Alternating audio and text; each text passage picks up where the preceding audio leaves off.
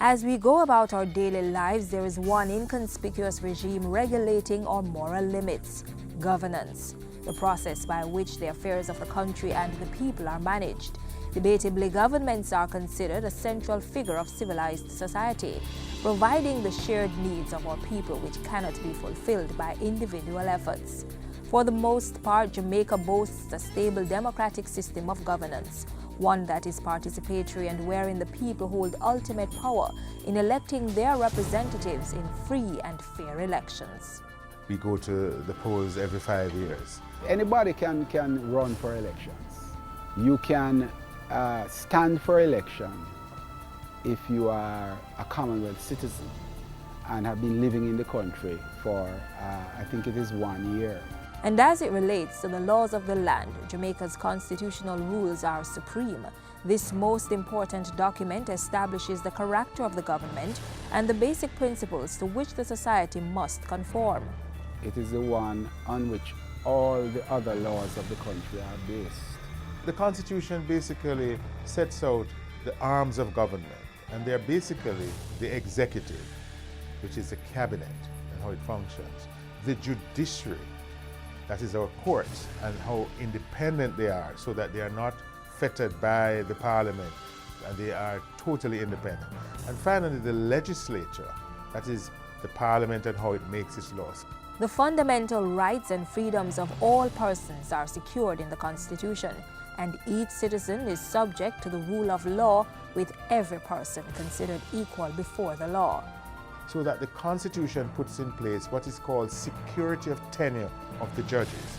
That is, once a judge is appointed, virtually that person can't be removed except for ill health or misbehavior.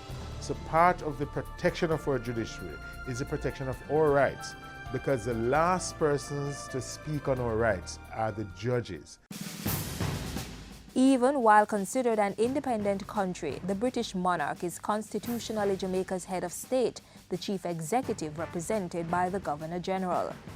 But in our system, the Queen doesn't act as chief executive, but she acts as a sort of honorary chief executive.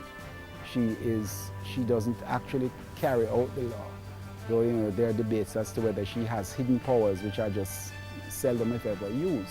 In reality, the day-to-day chief executive of the country is the Prime Minister, and the person who holds this office will periodically recommend someone to be installed as Governor-General to represent the Crown. But neither the British monarch nor the Governor-General have any real authority in how the country is managed. Under the Constitution, the Governor-General is given authority to act in many matters, including appointing officers of the civil service, starting and stopping parliamentary assemblies, and granting judicial pardon. In most matters, the Governor-General acts only on the advice of the Prime Minister, but occasionally on the advice of both the Prime Minister and the Leader of the Opposition. A body of people meets to discuss state matters regularly in what is called the Legislature or Parliament. Parliament consists of two houses, an appointed Senate, which is also called the Upper House, and an elected House of Representatives, also known as the Lower House. This legislative arm of the government has responsibility for establishing laws. 21 nominated persons make up the Senate, 13 appointed by the Governor-General on the advice of the Prime Minister, and 8 on the advice of the Leader of the Opposition. Only 4 ministers of government can come from the Senate. When a new Senate first meets, the members generally elect a president and deputy president who cannot be appointed ministers. A Minister of Finance cannot come in the Jamaican Constitution from the Senate. And the thinking behind it is that the Minister of Finance is perhaps the second most important minister after the Prime Minister. And you want that person to have his or her own mandate. That is a direct responsibility to the people. In contrast, the House of Representatives, or the lower house, earns its own mandate and has an elected body. The number has changed over the years, but the current maximum membership is 63.